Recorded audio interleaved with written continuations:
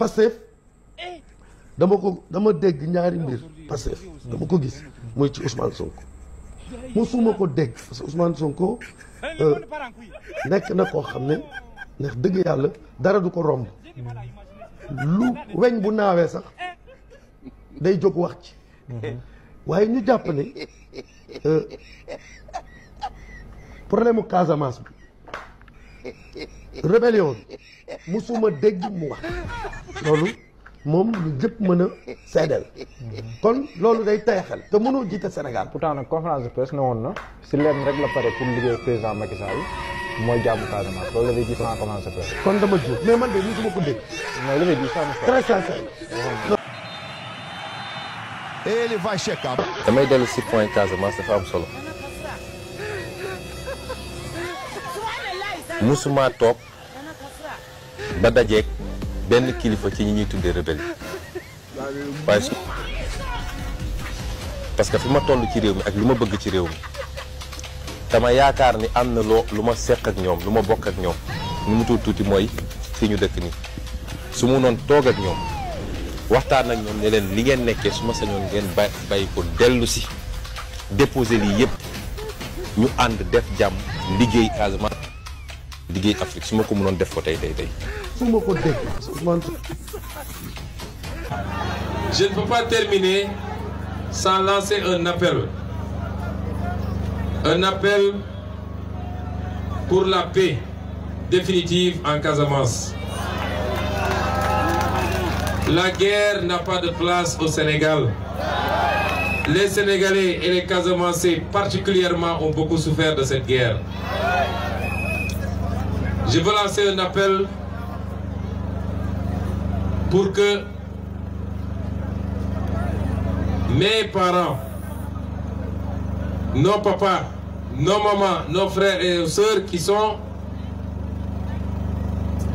dans la brousse, je veux leur lancer un appel pour leur dire que c'est leur fils. C'est pas un candidat. Dene campagne signayom. Kutiyam dikulinom kamideri karambak. Malegen fio fio. Kabrine 1982 Bédiat fio fio. Balewate dinding. Inch'Allah panile ñul tardé après le 24. Panile ñul en tant que président de la République du Sénégal.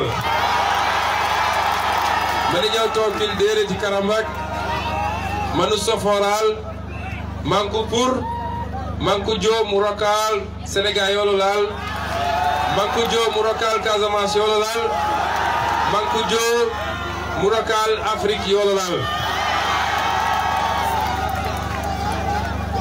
Ndiomre Saful Ndiomre Salul Jaat i kontaan Jaat Sigre Imbom SEO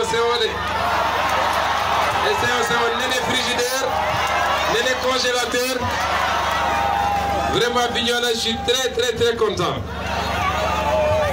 ñembala domdam da tingolen ipio di furimaf ñom les remercier muy borom et je vous donne rendez-vous le 24 février mo ci mënon gis tay def ko xawma fu ñu nekk ñemewuma faa demit ndax suñ ma ci su ma fa essayé dem suñ ma tegul dara armée teg ma ko waaye su ma ko mënoon tey sa bëgg naa ko sax sàkku naa ko ba toog ak ñoom waxtaan ak ñoom.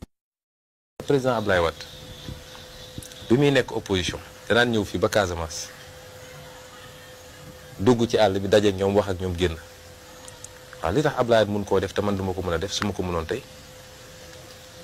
yàgg naa wax ni s'il y a un dossier boo xam ne pare naa ci pour liggéey ci ak quel que soit sama divergence ak Macky fi ngeen dégg ko bu yàgg mooy dossier bi ñu féetale ko bor définitif. li du réew waay